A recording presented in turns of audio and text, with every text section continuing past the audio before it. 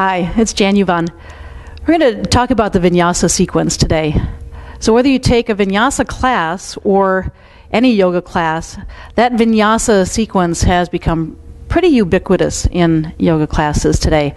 So I'm going to go over that sequence and break it down, the individual components of the sequence, so that we can do the sequence with integrity, keeping the integrity of it and modifying it in a way that so that you can do it with keeping the integrity of the sequence, so getting the benefits that are intended by it, right?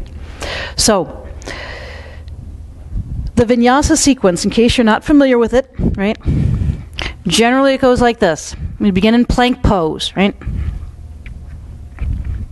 So the hands are pressing into the mat, so I'm slightly rounding the upper back. In other words, I'm not sinking into the shoulders here and squeezing my shoulder blades together.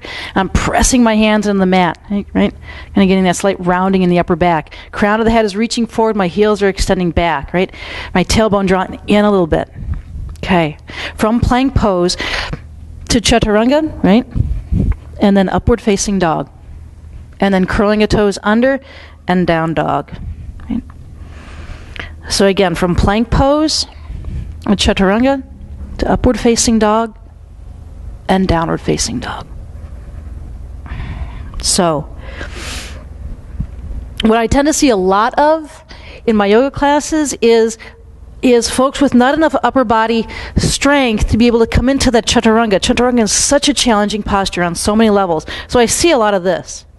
Kind of like, all right, and there's going to be an up dog or cobra or whatever variation. So there's a little bit of confusion and also a lack of strength to come into the chaturanga, which is a really challenging posture.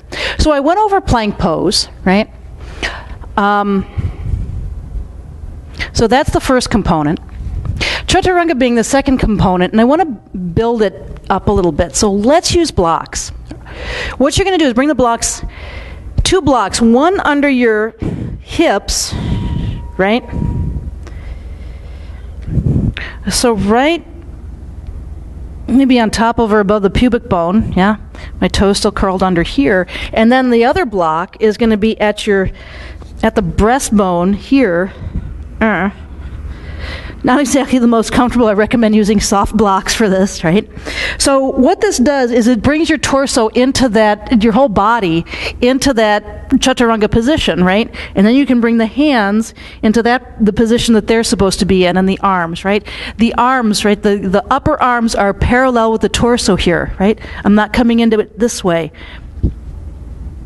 My lower arm is perpendicular to the upper arm, so it's about 90 degrees, yeah? Very challenging. And you can even play with this here. Begin to press your hands into the mat and see if you can begin to bear your weight with your arms here, yeah? Even holding this position with the blocks is challenging. And crown of the head reaching forward, toes extending, your heels extending back, yeah? So then go ahead and come out of it now, yeah? And we'll try this without the blocks. So from plank pose, again, lowering the body then to chaturanga, yeah? Again, the upper arm is parallel with the floor. The lower arm is perpendicular. Ugh, not an easy posture. So from chaturanga then transitioning to upward facing dog or cobra. Your choice. Some people feel a pinching in the low back in up dog. Some people feel that pinching in cobra. Do the one that doesn't have the pinching. I have a video that distinguishes between the two postures, so watch that and decide whether cobra or up dog is going to be more appropriate for you. Now, how to deal with chaturanga in this, right? From plank pose, I find a wonderful variation that I use a lot just because it feels really good, is I bring my knees to the mat. I keep my butt up in the air though, right? My butt stays up in the air, so my thighs are still perpendicular with the floor. And then I'm bringing my chest and chin down to the mat. My elbows are still drawn in as they are in chaturanga. And then I'm inchworm forward to either cobra pose or again upward facing dog. Right? And then transitioning again to down dog. So again, from plank pose, knees down into a modified plank, keeping my butt up in the air as my chest and chin come down to the mat, and then inchworm forward, cobra pose or up dog. Yeah?